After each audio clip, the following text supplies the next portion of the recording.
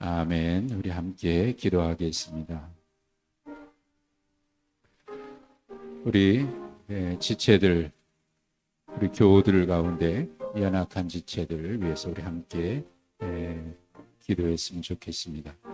우리 이맹자 권사님 지금 요양 중에 있습니다. 따님 집에서 갈비뼈를 다치셔서 지금 요양 중에 계십니다. 거동하지 못한 채인데 내일 신방을 다녀오려고 하는데 위에서 기도해 주시고, 그리고 우리 정성희 집사님을 위해서 늘 기도하고 계시는 줄 알지만 요즘 컨디션이 약간 좀 저조한 상태입니다. 위에서 기도해 주시고, 그 외에 여러 환우들과 우리 지체들 이 무더위에 건강 잘 감당할 수 있도록 위해서 기도해 주시고, 요즘 학교가 참 어려움이 많습니다. 이제 우리 자녀들 개학하고 학교 가는데 다음 세대의 학교 교육을 보면 이 나라가 어떻게 될까 걱정들을 참 많이 합니다. 학교가 소망을 주지 못할 때 교회가 이 다음 세대의 소망이 되어야 할 줄로 믿습니다. 우리 다음 세대 자녀들을 위해서, 우리 교육부서를 위해서 기도하시고, 오늘 예배를 위해서 우리 함께 기도하시겠습니다.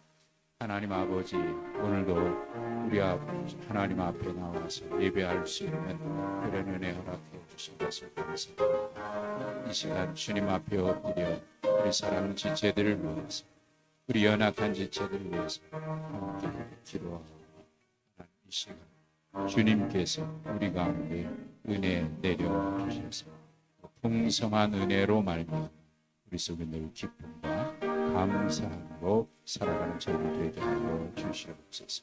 하나님, 우리의 지체들이 연약한 지체들이 있어 이맹자 권사님 갈비뼈 골절로 인해서 거동하지 못한 채 치유 중에 회복 중에 있어 하나님 어루만져 주셔서 잘 회복될 수 있도록 주님 도와 주시옵소서.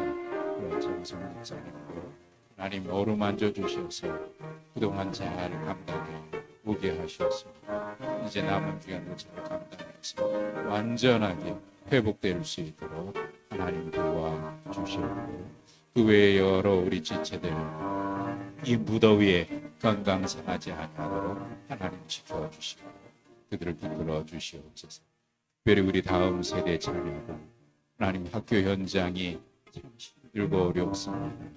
그들에게 하나님의 말씀, 세속의 가치관, 또 세상의 여러 경쟁 심리에 사로잡혀서 서로 배려하고 함께 사랑하는 그런 교육이 아니라 치열하게 경쟁하고 싸워 이겨야 하는 그런 삭막한 교육 현장이 되어버렸습니다.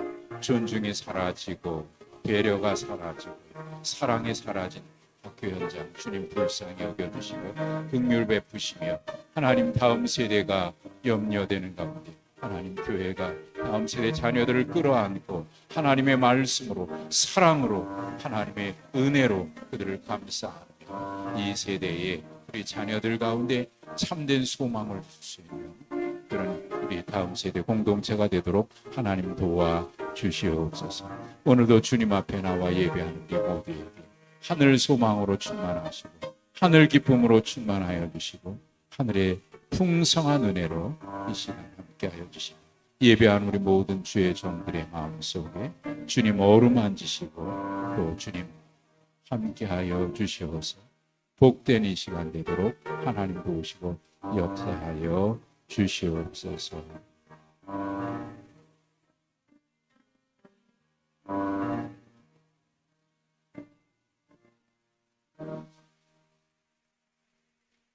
하나님 아버지, 오늘도 이 저녁 우리를 주의 전으로 불러주셔서 하나님을 예배할 수 있는 은혜 주신 걸 감사합니다. 예배하는 기쁨, 예배하는 즐거움, 예배하는 행복이 있게 하여 주시옵소서. 우리가 하나님을 예배할 수 있는 것이 가장 큰 복임을 알게 하시고 이 땅에 살아가는 동안 우리의 삶이 언제나 하나님을 예배하고 하나님의 뜻을 온전히 이루어가며 하나님께서 우리에게 부르시고 맡기신 거룩한 사명 감당하는 참된 행복의 길을 걸어가는 우리 모두가 되게 하여 주시옵소서.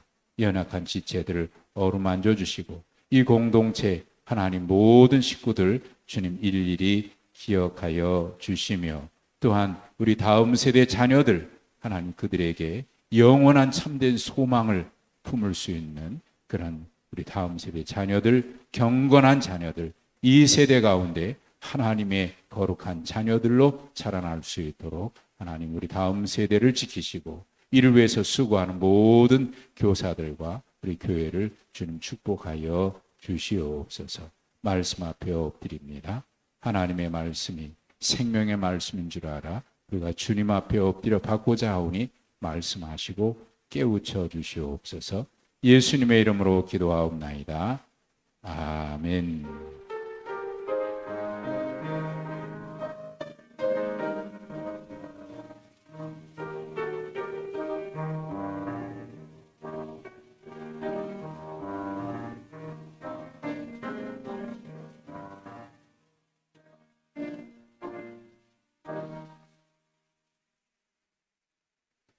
하나님의 말씀을 함께 보십니다. 로마서 12장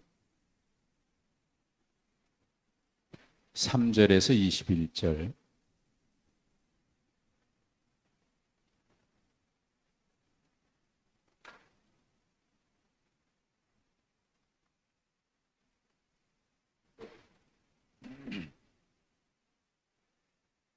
로마서 12장 3절에서 21절입니다.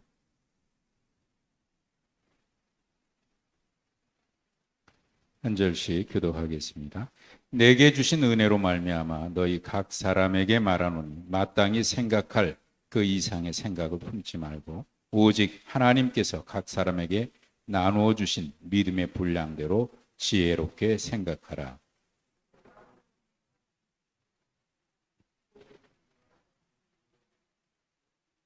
이와 같이 우리 많은 사람이 그리스도 안에서 한 몸이 되어 서로 지체가 되었느니라.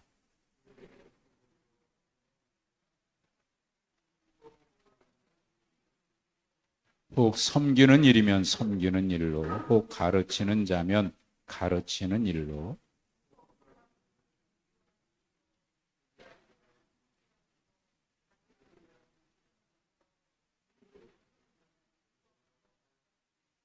사랑에는 거짓이 없나니 악을 미워하고 선에 속하라.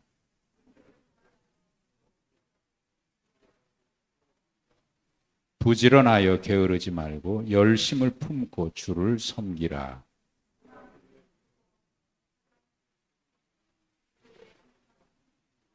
성도들의 쓸 것을 공급하며 손 대접하기를 힘쓰라.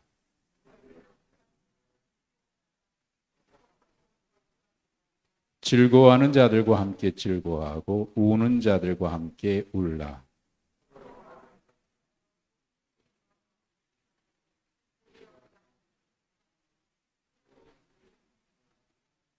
아무에게도 악을 악으로 갚지 말고 모든 사람 앞에서 선한 일을 도모하라.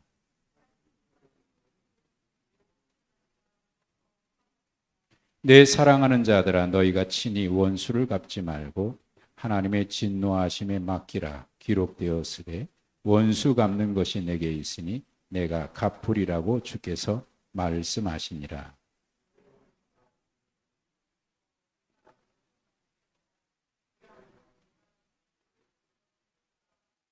함께 읽습니다. 악에게 지지 말고 선으로 악을 이기라. 아멘. 이런 책이 있어요. 강아지, 성도, 고양이, 신자. 혹시 책 읽어보신 분이 계신지 모르겠어요. 그 책이 참 재미난 이야기가 있는데, 강아지는 한 가지만 잘해줘도 그 주인에게 충성한다. 근데 고양이는 10가지를 잘해주다가 한 가지만 잘못하면 그 고양이는 그 주인에게 가지를 않는데, 실제로 제가 안 키워봐서 잘 모르겠는데, 다 잘해주다가 한 가지만 잘못하면 고양이는 주인에게 곁을 안 줍니다. 강아지는 한 가지만 잘해줘도 주인에게 충성합니다. 그 책은 이런 이야기입니다. 우리가 강아지 신자인가 고양이 성도. 하나님께서 우리에게 열을 다, 모든 걸 다 잘해주셔도 우리는 그래서 어느 것 하나 섭섭한 게 있으면 그거 하나 때문에 원망하고 불평하고 있는가? 한 가지 잘해주신 것으로 인해서 모든 것에 감사하고 살아가고 어떻습니까? 우리는 참 다 잘해주다가도 뭔가 하나 잘못하면 그 하나 가지고 섭섭할 때가 많잖아요. 하나님 내게 왜 이러십니까? 제게 왜 이러십니까? 이럴 수가 있습니까? 받은 은혜가 큰데 우리가 늘 고백하잖아요. 모든 것, 어느 것 하나도 하나님의 은혜 아닌 것이 없다고 늘 그렇게 고백해요.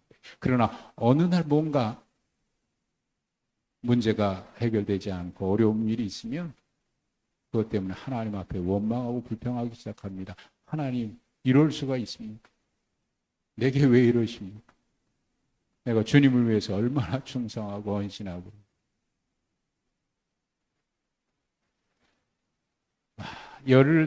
열을 가지를 잘해줘도 한 가지 하나 부족한 것이 있으면 그것 때문에 원망하고 불평하는 우리의 모습을 볼 때가 많아요. 오히려 우리는 주님이 우리를 위해서 희생하시고 십자가에 죽기까지 우리에게 베푸신 하나님의 그 사랑, 그 사랑이 여러분 어떤 것과도 비교할 수 없는 사랑이죠. 그 사랑에 감사해요. 그 은혜에 감사해요. 오늘 이 말씀에 바울 사도가 이렇게 말을 시작해요. 내게 주신 은혜로 말미암아. 이렇게. 지난주에도 말씀을 드렸는데 1절에 하나님의 모든 자비하심으로 너희를 권하노. 그리고 지난 주일 사도행전의 말씀에서도 하나님의 은혜의 복음, 하나님의 은혜의 복음. 그 바울 사도는 언제나 은혜. 너에게 하나님의 은혜와 평강이 있기를 원하노라. 은혜와 평강이고, 하나님의 은혜의 복음이고, 하나님의 모든 자비, 사랑으로 권한다. 내게 주신 모든 은혜로 말미암아. 은혜. 지난주에 12장 1절, 2절은 로마서 전체의 상반부 1장부터 11장까지 구원에 대한 이야기라고 이야기를 했다면 구원받은 하나님의 백성은 어떻게 살아야 하느냐라고 하는 이야기의 총론이 1절, 2절이라고 할 수 있어요. 하나님이 기뻐하시는 거룩한 산제물로 드려라. 이 세대에 본받지 말고 하나님의 온전하시고 기뻐하신 뜻이 무엇인지 분별하도록 하라. 우리의 삶을 온전히 하나님 앞 산제물로 드리라는 거예요. 우리 몸을 나라고 하는 인격체 그 자체로 하나님 앞에 예배자로 살아라. 이게 12장부터 16장까지 구원받은 자가 어떻게 살아야 하는가, 그거에 대한 전체적인 이야기가 1절, 2절이에요. 그러면 이제 그거에 대한 구체적인 이야기로 이제 3절부터 시작이 되는데, 그래서 3절은 우리 성경에는 번역이 되어 있지 않습니다만은 원문에는 가르라고 하는 단어가 있어요. 접속어가 있어요. 이 단어는 왜냐하면 그렇게 번역되기도 하고 그렇기 때문에 이렇게 번역되기도 하고, 왜냐하면 그렇기 때문에 그러니까 우리가 거룩한 산제물 하나님 앞에 드려라. 우리 하나님의 자비하심으로 우리에게 바울 사도가 권하는 이 말. 그러면 어떻게 구체적으로 우리의 삶에서 어떻게 하는 것이 하나님이 기뻐하시는 온전하신 뜻대로 사는 것이냐. 우리의 삶을 온전한 산제물로 예배의 영적 예배자로 살아가는 것이냐. 그 이야기를 시작하는데요. 가장 먼저 바울 사도는 교회 안에서의 일을 이야기해요. 교회 안에서. 하나님 앞에 우리 자신을 거룩한 산제물로 하나님 기뻐하시는 온전하신 뜻을 따라 살아가는 그런 영적 예배자로 살아가는 데 있어서 가장 먼저 우리가 교회 안에서, 교회 공동체 안에서 어떻게 살아야 하느냐, 이걸 먼저 얘기하는데 그 이야기 하면서도요, 하나님의 내게 주신 은혜로 말미암아 이렇게 내게 주신 은혜로 말미암아. 우리 그리스도인의 삶에 있어서 모든 것의 시작은 은혜지요. 은혜. 그러니까 바울 사도는 지금 이 이야기를 로마에 있는 교인들에게 편지로 보낸 것이지만 한마디로 얘기하면 이런 거예요. 은혜 받은 자신이 은혜 받은 성도들에게 얘기합니다. 은혜 받은 바울 사도가 은혜 받은 성도. 성도는, 기독교인은, 그리스도인은 은혜 받은 자예요.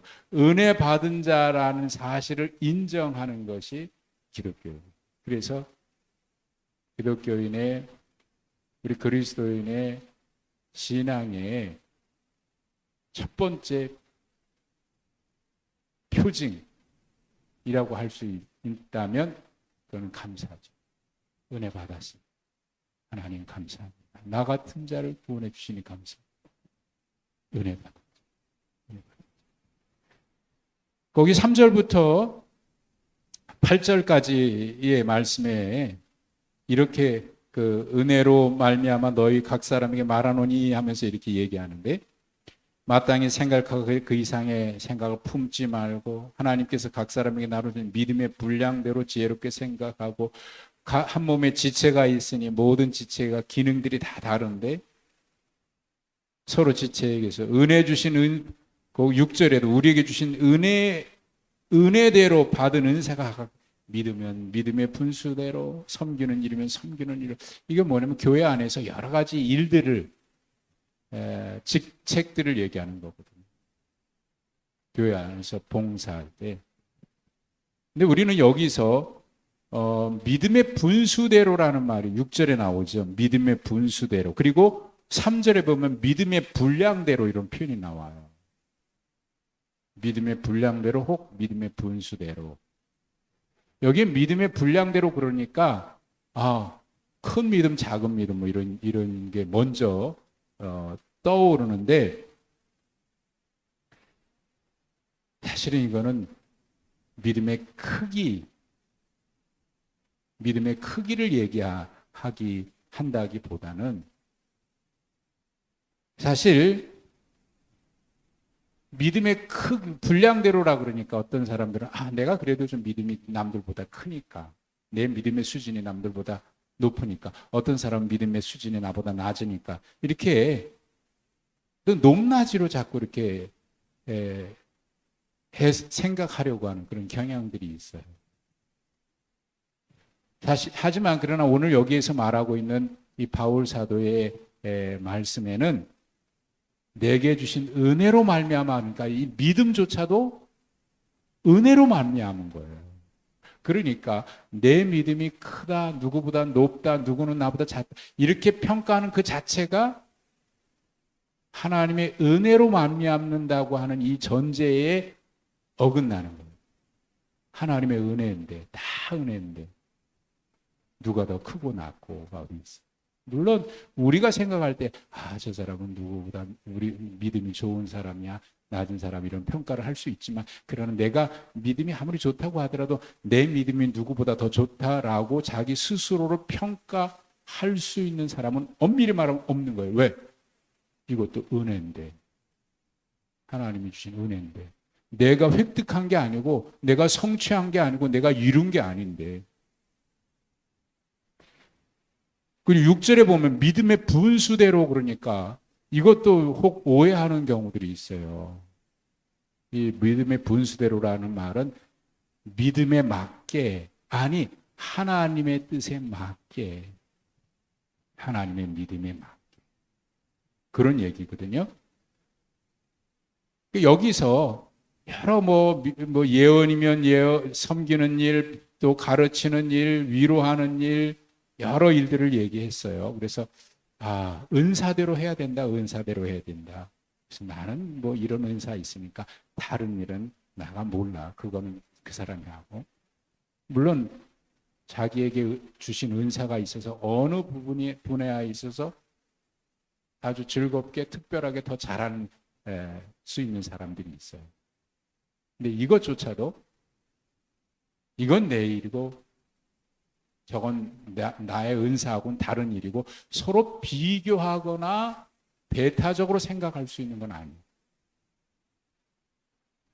어떤 사람들은 나는 이게 내 은사야, 이건 난 이것만 해, 나한테 다른 거 강요하지도 말고 다른 거 기대하지도 말고, 그리고 다른 거에 전혀 관심도 없고, 혹 그런 사람들이 있다면 이것도 이 말씀을 주시는 뜻과 전혀 달라요.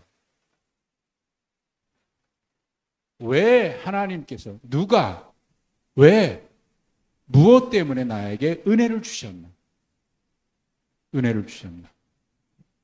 그러니까 모든 것은 은혜로부터 시작이 된 거예요. 그래서 은혜 받은 자로서 섬김에 있어서 은혜 받은 자의 모습 속에는 언제나 감사함이 맨 끝절에 나오죠. 이 끝절에 나오는 긍휼을 베푸는 자는 즐거움으로라고 그랬는데 이거 꼭 긍휼만 얘기하는 거라고 볼 수는 없어요. 모든 것이 다 즐거움.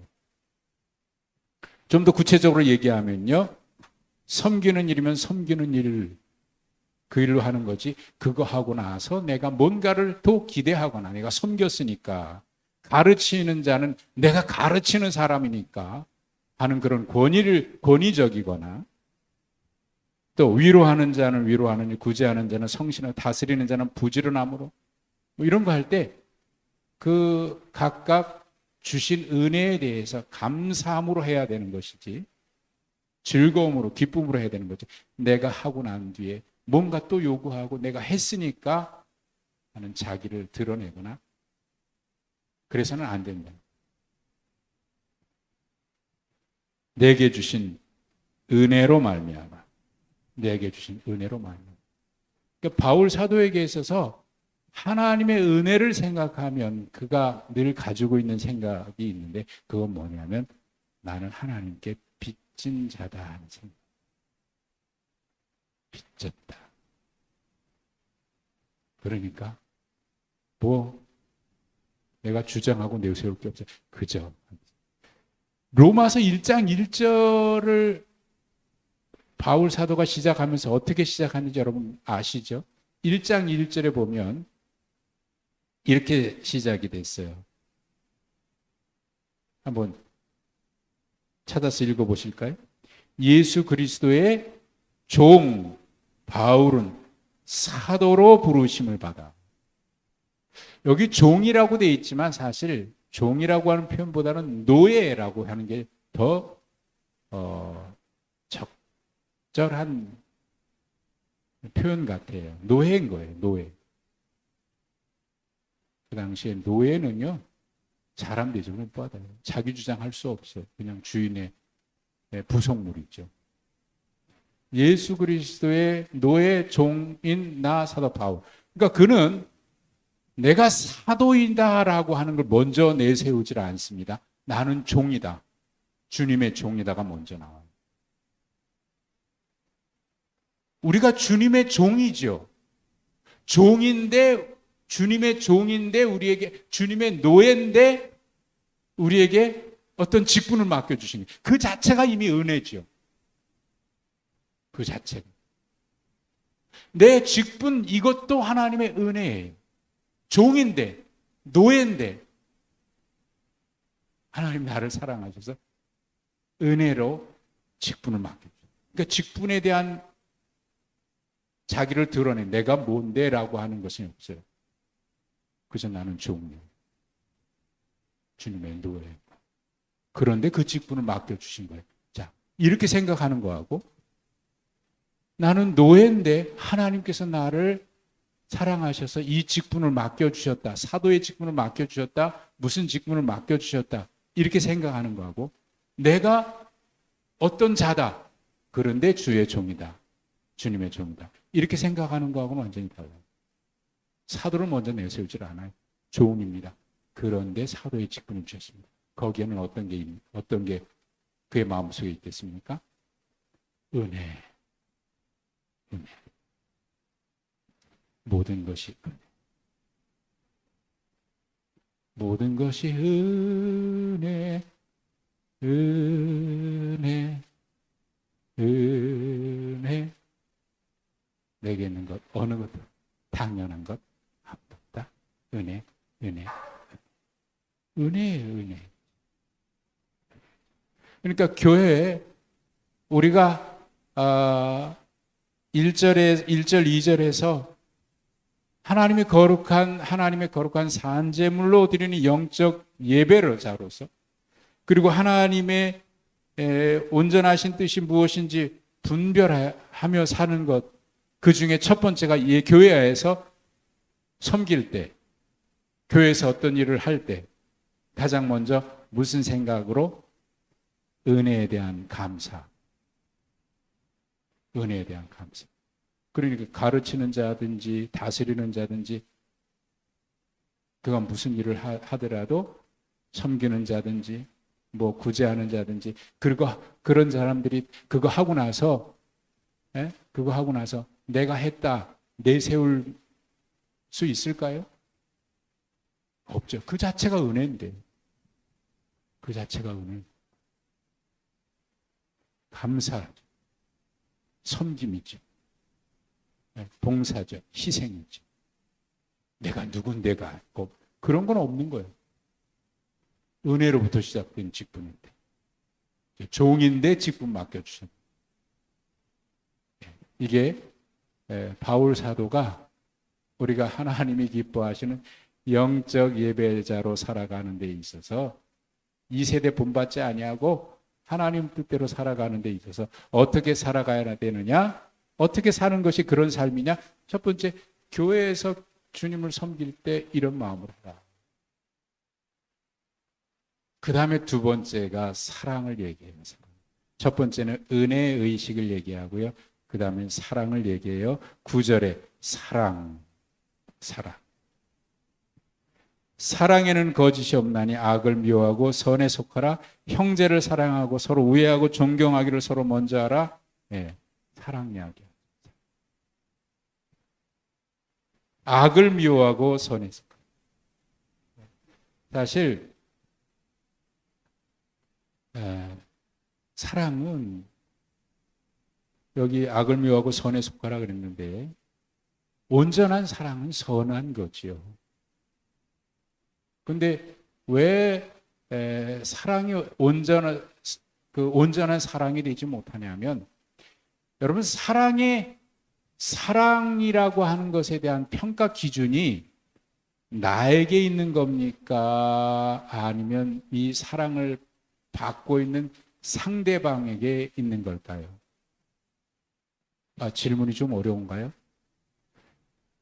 사랑은 누가 평가해야 그게 온전한 사랑일까요? 주는 사람입니까? 받는 사람입니까? 받는 사람이 평가할 이게 사랑으로 느껴져야 되는 거죠. 쉬운 예로 든다면 내가 어떤 사람을 사랑해요. 나는 사랑이라고 했어. 사랑이라고 생각하고 자꾸 뭘 대시하고 뭘 요구하고 그래요. 근데 반대쪽에 그 상대방은 이거 스토커네. 그러면 이거 사랑이에요? 뭐예요? 사랑 아니죠? 폭력이 될 수 있죠? 사랑은 기준이 그것이 누구를 향하느냐 매우 중요한 겁니다. 내가 생각할 때 사랑이 아니에요. 내가 해놓고 자기 만족으로 그렇게 하는 게 아니고 받는 사람이 사랑이라고 느낄 수 있어요.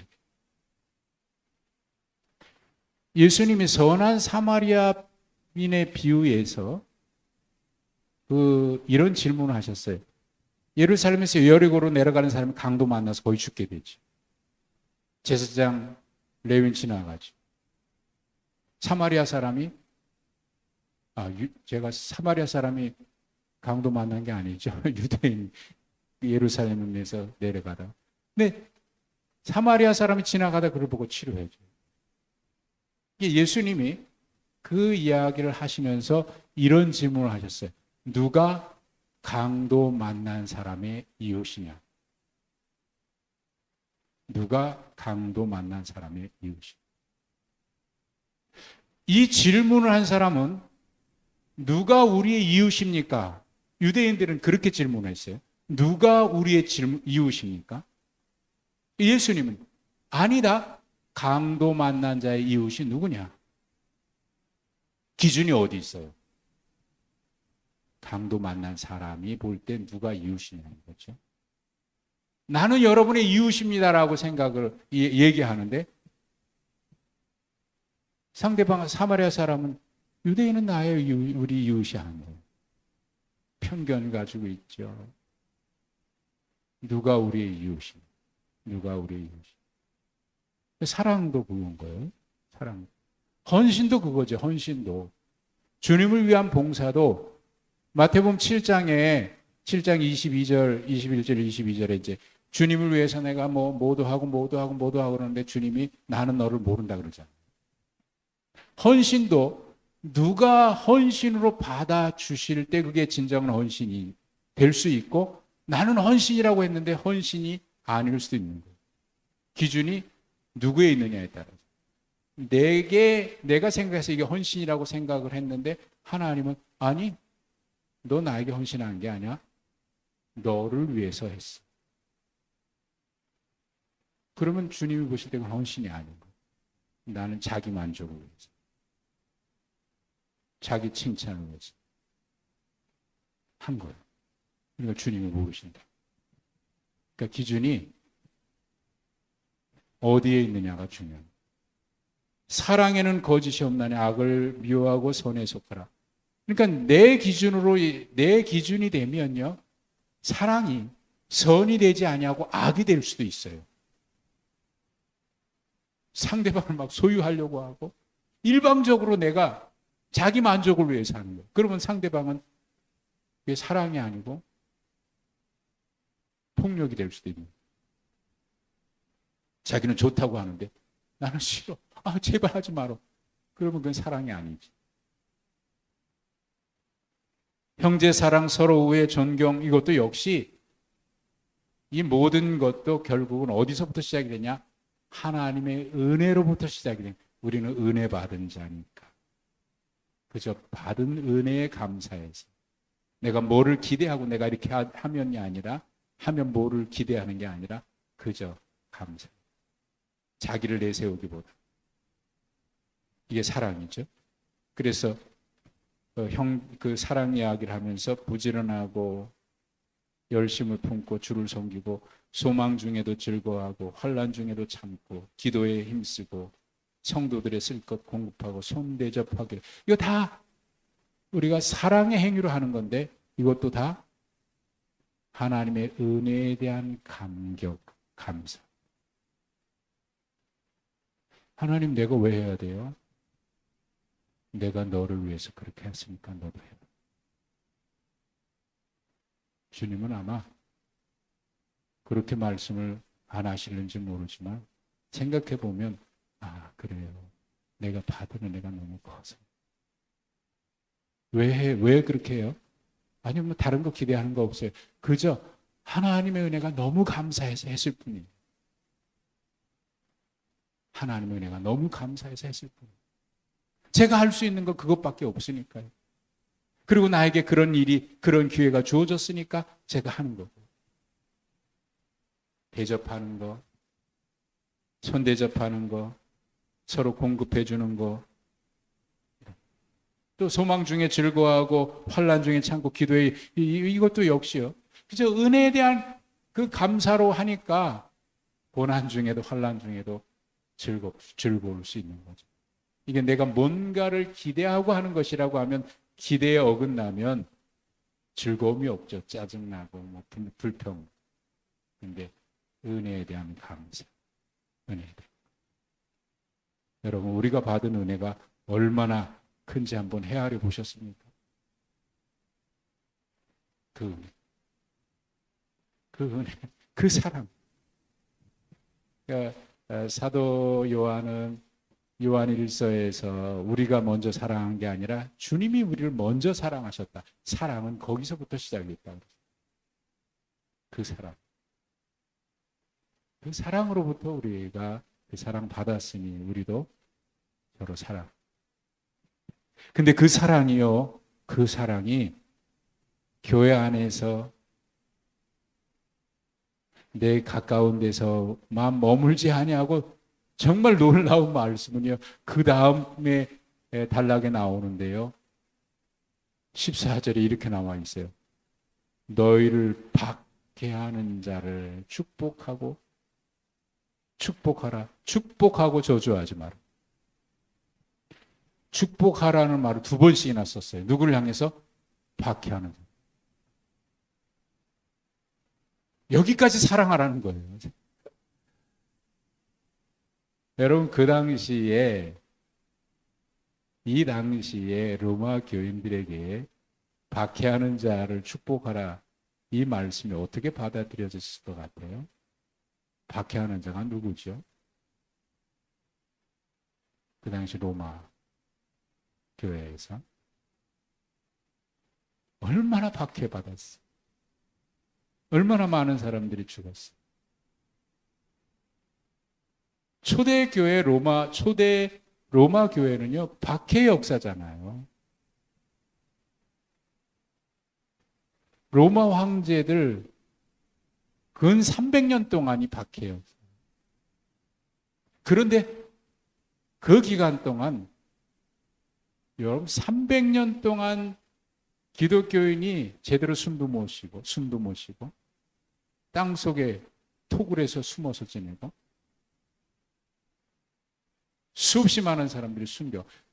씨가 마를 것 같은데, 참 놀라운 거는 그 300년의 박해 역사 기간에 교회가, 기독교인이 씨가 마른 게 아니라 점점 많아졌다는 사실. 이게 이해할 수 없는 일이에요.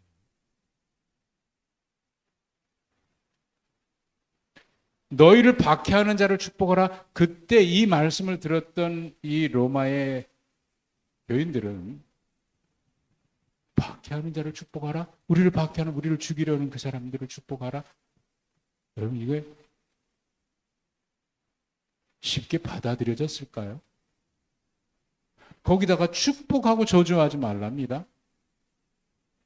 여기 축복하라고 하는 이 말이 현재 시제예요. 한번 축복하고 마는 게 아니고 계속 지속적으로 축복하라. 지속적으로 축복. 한번 말로 그래 내가 너 축복해 주마. 이런 게 아니고 계속 축복. 모든 사람. 그래서 14절부터 21절까지는요.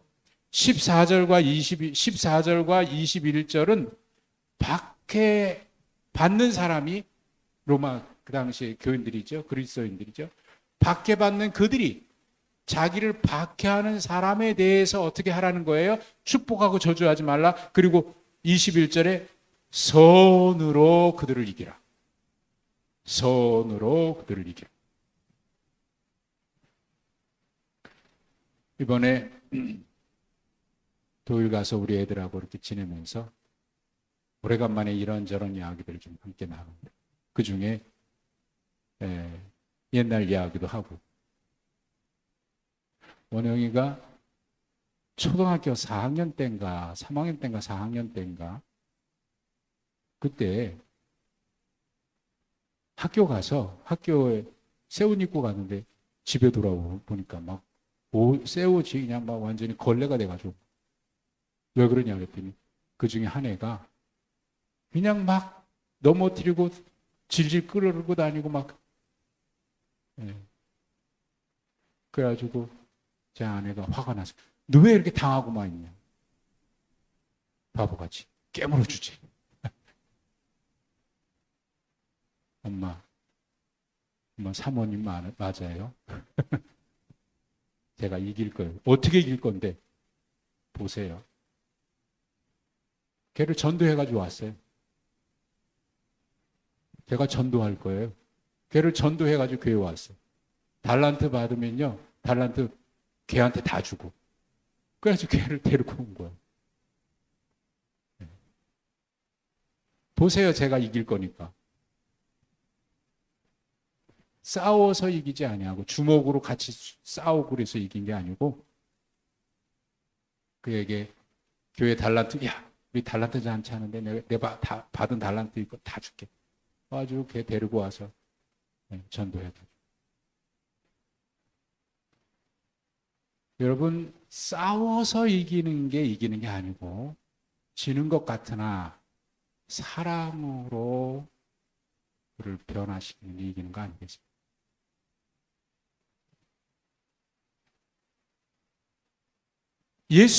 예수님은 이런 말씀하셨죠. 칼 쓰는 자는 칼로 망한다. 예수님은 칼이 아니라 사랑으로 세상을 인류를 구원하시기로. 너희를 박해하는 자 축복하고 저주하지 말아라. 그리고 오히려 악에게 지지 말라. 악에게 지지 말라는 얘기는 싸워서 내가 너 가만 안 둬 이게 아니고 악에게 지지 말라는 얘기는 악한 자가 악할지라도 나는 선을 포기하지 아니하고 믿음을 포기하지 아니하고 오히려 선을 행하는 게 이게 악을 이기는 거예요. 네가 그럴지라도 나는 이 길을 가리라. 이게 박해받고 있는 그 당시 그리스도인들이 자기를 박해하는 자에게 행해야 될 일입니다. 그리고 그 사이에 15절부터 20절 사이는 박해받는 성도들 사이에 어떻게 하라는 것을 얘기하는 거예요. 즐거워하는 자와 같이 즐거워하고 우는 자들과 같이 울어주고 서로 마음을 같이 해서 높은 데 마음 두지 말고 도리어 낮은 데 처하며 스스로 지혜 있는 채 하지도 말고 아무에게도 악을 갚지 말고 모든 사람 앞에서 선한 일을 도모하라. 여러분 17절에 아무에게도 모든 사람 앞에서 이 아무에게도나 모든 사람 앞에서 그리고 18절에 할 수 있거든 모든 사람으로 더불어 화목하라. 이 모든 사람이 계속 나오죠. 이 모든 사람은 뭐를 말할까요? 박해하는 사람들을 포함한 그리고 박해받는 그들 안에서 신분이 어떻든 지위가 어떻든 이방인이든 유대인이든 가리지 말고 모든 사람 19절에 내 사랑하는 자들은 너희가 친히 원수 갚지 말아라 하나님께 맡겨라 원수 갚는 것이 내게 있으니 내가 갚으리라고 주님 말씀하셨으니 주님께 맡겨 그리고 너희는 오히려 원수를 위해서 줄이면 먹이고 목마르면 마르게 하고 마시게 하고 우리가 다 해버리면 주님이 하실 일인데 네가 다 하면 내가 할 일이 없다. 그래 네가 다 해라. 여러분 우리가 다 해서 주님이 하실 일이 없게 만들지 마세요. 주님이 하실 일이 있습니다. 우리가 할 일을 우리가 해야 할 일은 다 하고 주님께서 하실 일은 주님께 맡기십시오. 그 결과가 어찌하든지 하나님께서 행하실 때 그 일이 내게 좋게 보이든 좋지 않게 보이든 하나님이 하신 일이면 언제나 선한 일이라고 믿고 하나님을 신뢰하고 주님을 끝까지 신뢰하십시오. 참 놀라운 것은요, 하나님이 행하시는 일은 그 당시에는 잘 이해가 안 되는 일이 참 많았는데 지나고 보니까 하나님 맞습니다. 다 하나님이 맞습니다. 하나님의 일이 그래요. 하나님은 하나님이 하시는 일은 결코 잘못된 거나 나쁜 일이 없어요. 우리가 오해하고 우리가 섭섭하고 우리가 급해서 그렇지 하나님이 하시는 일은 절대로. 그래서 우리가 하나님을 끝까지 신뢰하는 게 이게 믿음인 거거든요. 그러니까 14절과 21절은 박해하는 그들에게, 박해당하는 그들이 어떻게 할까? 축복해라, 저주하지 마라. 악으로 너희들도 저들이 악하다고 너희들도 악해, 같이 악하지 말아라.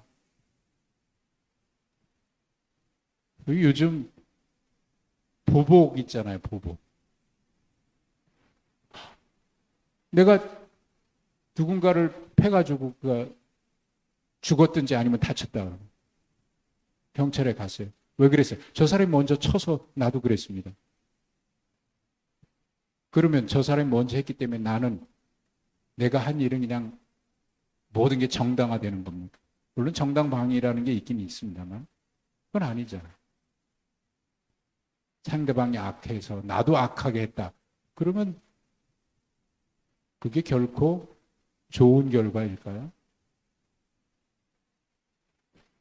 상대방이 악하니까 나도 악하게 하다가 인생이 악해지는 사람들이 있더라. 왜 그러냐? 세상이 나를 이렇게 만들었어요. 모든 사람이 다 세상이 그러니까 그렇게 된 건 아니잖아요. 스스로가 그런 길을 선택하는 거죠. 악에게 지지 말고 선으로. 그래, 네가 악하게 나와도 나는 선으로. 그리고 박해받는 그들은 서로 울어주고 같이 위로해주고 서로 화목하고 원수는 주님께 맡기고 우리는 그들을 축복하고 우리는 그렇게 삽시다. 이게 지금 바울 사도가 하나님의 구원을 경험한 하나님의 백성들이 하나님 앞에 우리 자신을 온전한 산제물로 드리는 영적 예배자로 하나님의 기뻐하신 뜻대로 살아가는 일에 있어서 가장 먼저 한 얘기는 공동체 안에서 우리가 어떤 마음으로 주님을 섬기고 사랑하고 박해하는 사람들에게까지 그리고 서로 박해받는 그들 안에서까지 이렇게 살아가는 것, 이게 구원을 경험한 자가 하나님 앞에 온전한 산제물을 드리는 첫 번째 실천적인 구체적인 사례예요. 그 시작은 어디서부터 시작이 됐냐? 하나님의 은혜로부터 시작됐어요. 이게 기독교인의 정체성이죠. 은혜 받은 자로서 하나님의 은혜에 내가 어떻게 응답하며 살아가는, 이게 그리스도인으로 하나님 앞에 이를 영적 예배자로 살아가는 모습, 첫 번째 바울 사도가 이야기합니다. 교회를 섬김에 있어서 서로 사랑하는, 어떤 모습으로 사랑하고 또 그 사랑은 우리끼리만이 아닌 박해하는 자까지도, 그들은 그럴지라도 서로 화목하면서 선으로 악을 이기는, 오히려 그들을 축복하고 언젠가는 그들이 알게 되겠죠. 하나님은 살아 계십니다. 이게 승리 아니겠습니까? 여러분, 우리 모두 최후의 승리자가 되실 수 있기를 바랍니다. 지금은 승리했으나 최후에 실패하는 자가 있고, 지금은 지는 것 같으나 최후의 승리자가 있는데, 우리의 목표는 최후의 승리인 줄로 믿습니다. 최후 승리를 얻기까지 주님 십자가 붙들고 우리 함께 걸어가시기를 주님의 이름으로 축복합니다. 하나님 아버지 감사합니다. 은혜에 감사합니다. 모든 것이 하나님의 은혜이기에 그 은혜 입은 자로서 우리가 서로 이 땅에 살아가는 동안 주님을 섬김에 있어서 은혜에 합당하게 감사함으로 덕을 세워가며 서로 사랑하되 원수까지도 악을 선으로 이기며 우리는 서로 화목하고 위로하고 격려하여 최후의 승리까지 하나님 이 믿음의 길 걸어가게 하시고 우리 모두 다 최후의 승리자가 되게 하여 주시옵소서. 예수님의 이름으로 기도하옵나이다. 아멘.